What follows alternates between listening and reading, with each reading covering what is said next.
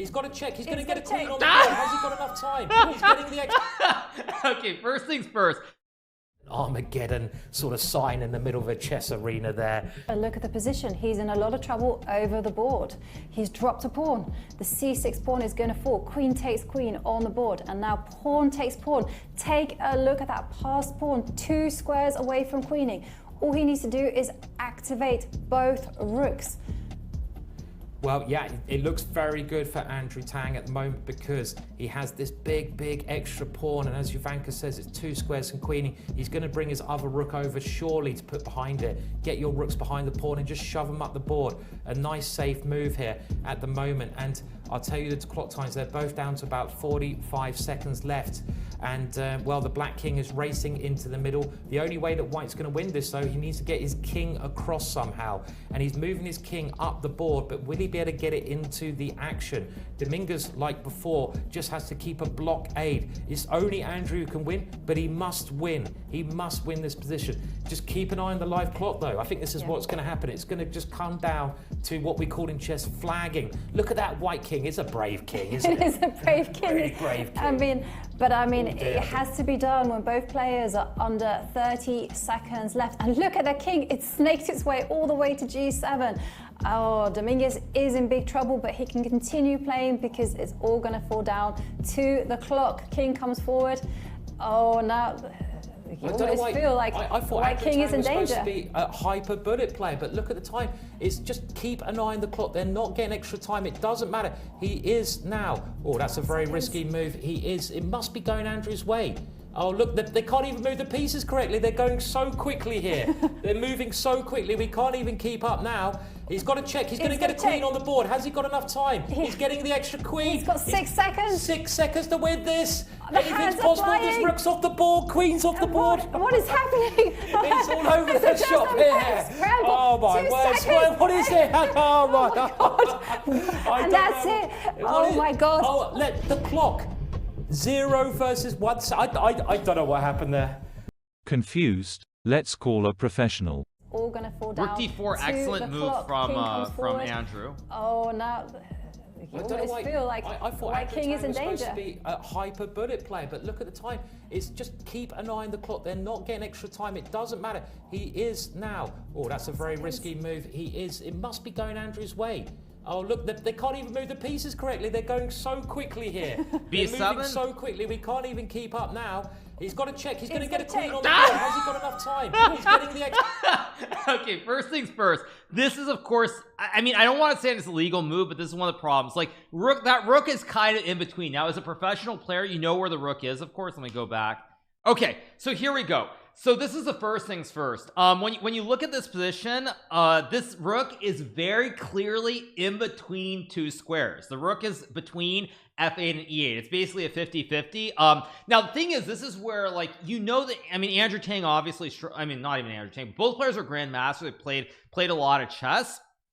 But like here, if you're Domínguez, you could play like rook h1 checkmate, and you lose the game because you could say the rook is on in between the 2 squares, and you play rook h1 and say checkmate. So this is why a lot of events have increment, because this is the first spot we see here. I'm actually gonna put this at 0.25 speed. How to playback speed. I'm gonna put it at 0.25. But like here, it's very clearly in between the 2 squares, and you can say it's on e8 or f8. Now, as I said, everyone here is chess players, so they know what the move that's intended is, but nonetheless, this is the first move that is questionable. Very, very questionable, because the rook is in between. Now, of course, Leinier here, he's such a nice guy that he doesn't do it, but I guarantee you there definitely are some Russian players, if I was playing against them, they would play rook h1 and claim checkmate. They'd be just like, okay, rook h1, checkmate, rook's on e8, sorry. And that would definitely happen, but you know, Domínguez, he's a nice guy, so it doesn't happen. Let's keep going. Get on the board. Has he got enough time? Okay, let's watch it normal speed, and then when I need to stop it, we'll put it at we'll put it back at 0.25. Okay. Then I'll do it. Let's see. He's got 6 seconds. 6 seconds to win this. Anything's possible. Whoa. Wait a second. Actually, as soon as I did that, we need to go to 0.25 speed. Didn't Domínguez go to play king c5 and then he put the rook on d6? Wait a second. That just got really dramatic for no reason. Let me go back 5 seconds and play it. Let me go back. What are we? 126.53. Let's go back here. Okay. I'll mute it for a second. Sure. Let's mute it for a second. Yeah. Okay. Check.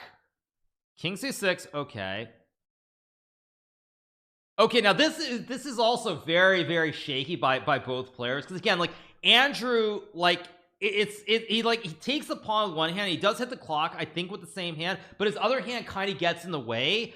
And also by his other hand getting in the way, this of course is not intentional, but this is a classic trick that hustlers use, where when you're playing game without increment, they'll put their hand to block you. So his hand right here that you guys see right here with the sleeve, he's actually blocking Domínguez from being able to get over and hit the clock. So I mean, it's unintentional, but nonetheless, this is also kind of a party foul, because the hand is just it's just blocking him.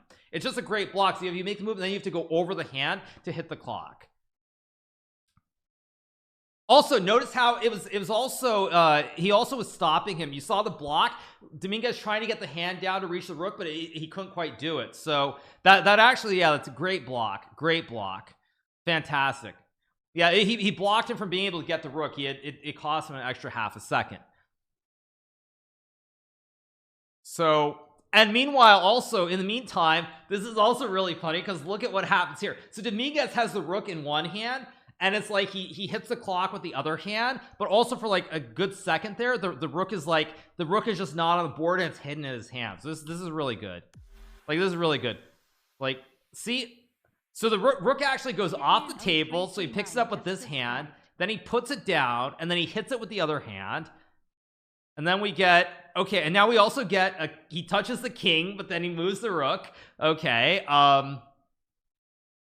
okay, and this is also good. Now the pawn is on e6 here too. The pawn is not on f6, so Andrew takes the rook, but the pawn magically moves to the e file. Now, again, this gets even better, because now after king d6, I don't know if I can freeze it, but you see, he takes the queen, he takes, and now you see when he takes, the pawn here is on the e6 square, so when Domínguez goes king e7, you can just play, or king d6 rather, you can just play king d6 takes e6, and it's a draw. So this is also another foul. I mean, it's a foul by both sides. Yeah, Andrew's Andrew's here in chat. I mean, this is why it's very hard to have these situations, because at the end of the day, I mean, there's so many party fouls by everybody that it becomes comical. But let's see what happens here. King d6, king d6.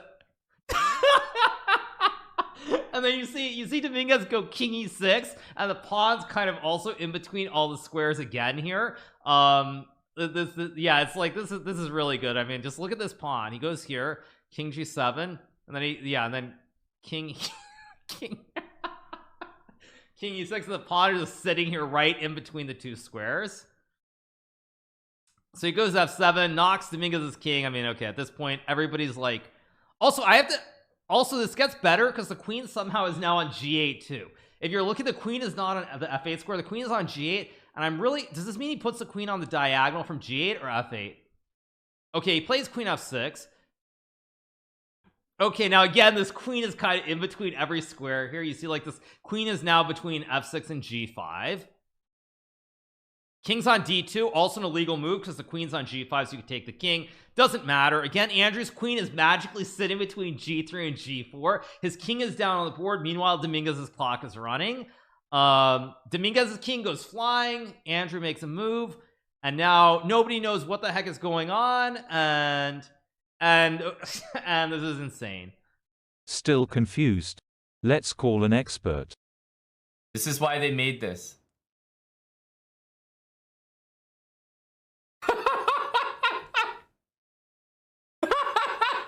This is great. Oh, I love this.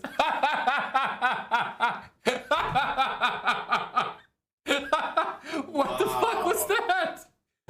Holy shit. That's why you make the show. Actually, why you make this show. Let's break this down. We have to break down this time scramble. Let's get a verdict from the chat after we break it down. Who do we think was more in the wrong? Here we go. All right. So, queen. These moves look good.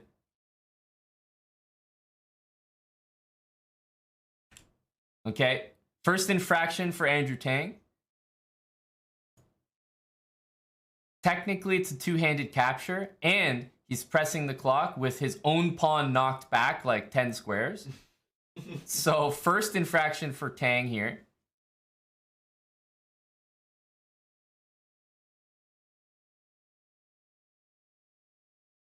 And then, actually, what happens here? It's a confusing moment. Okay, I agree, actually.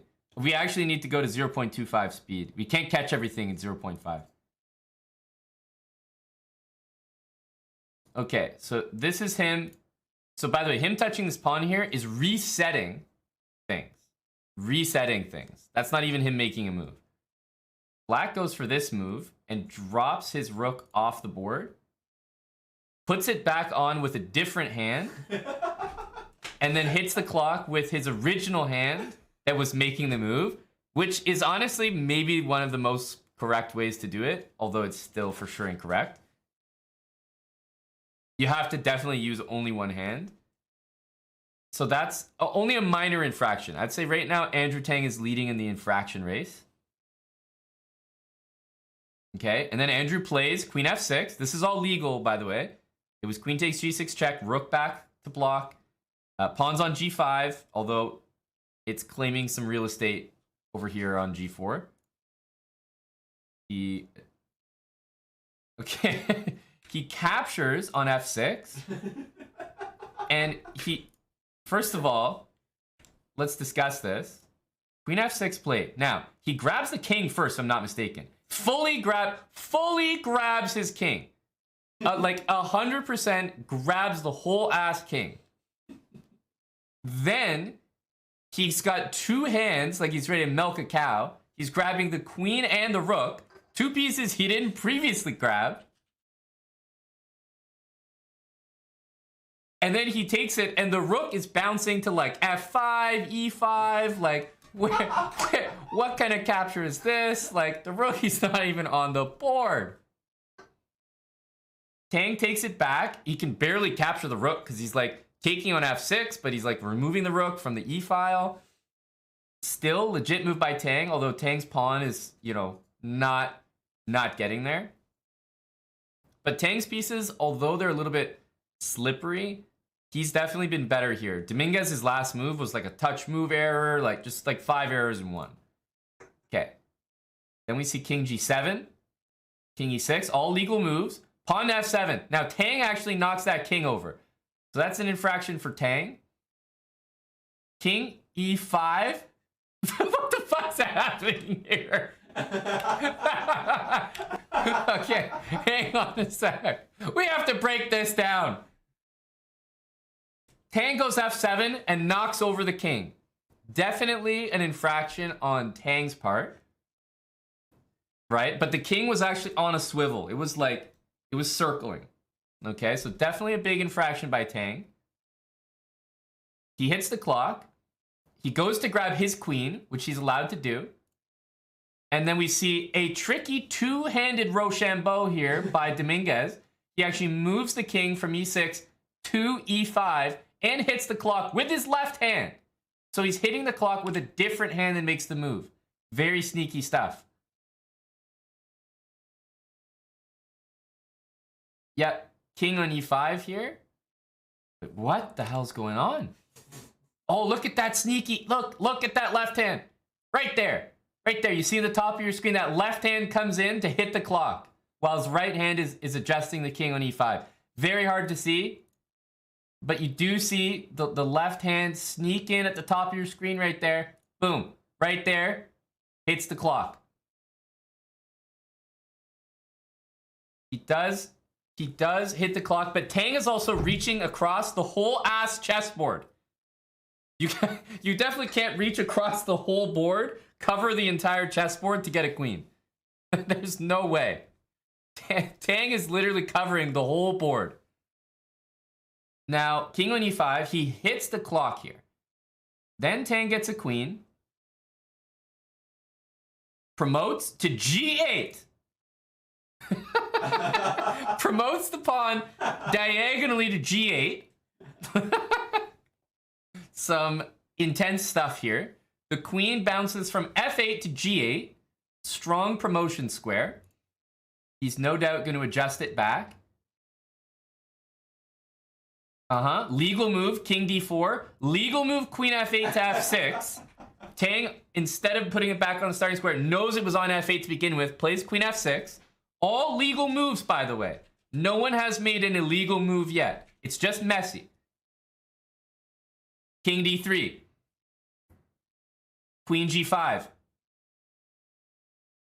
2 seconds for Tang right now. 2 seconds for Tang. Queen g5 was played. King d2. Seemingly an illegal move. King d2, full ass illegal move. There's no way you can interpret anything other than queen g5 from this, right? Queen f6, clear. King d3. Queen g5. Has to be queen g5. Whole ass illegal move and knocks over white's king as hitting the clock. So Domínguez is just like, seems very incorrect on this move. Okay. Now, you also have to remember that Tang is making the better moves. He's making moves near the clock. So he can make a move and hit the clock. Domínguez has to do this like time travel thing where he like lifts his hand over top of the whole ass board every time he makes a move. So really rookie mistake here by Domínguez. Queen g4, king e2. Domínguez knocks over white's king and then tries to play a whole ass another illegal move. Queen g4, clear. King e2. That was king e2. And he's knocked his own king down now. He's made 2 illegal moves in a row and knocked both kings down.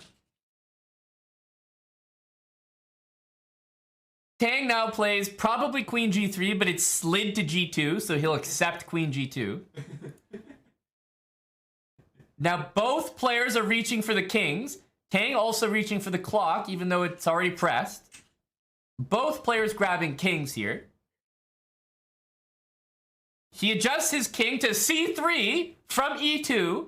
Completely fucking illegal. Just moved it like a knight. Tang adjusts his king to g7, or at least tries to. By adjusting it to g7, Domínguez thought he was making a move.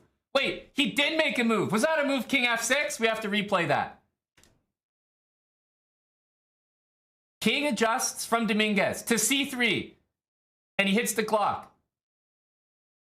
And then Tang grabs his queen from g2, leaves it on g2, literally doesn't do anything, while adjusting the king, perhaps counting his king adjustment as the move to f6, as we see it bounce to the f6 square, and hits the clock. King b4 played, queen g1 immediately played. And then king off the whole ass board was played by Domínguez. King just removed it. He said, you can't check me if I'm not here.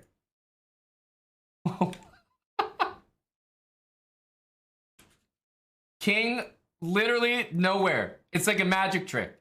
The king is actually gone. There's no king on the board. There's no king off the board. Find the king.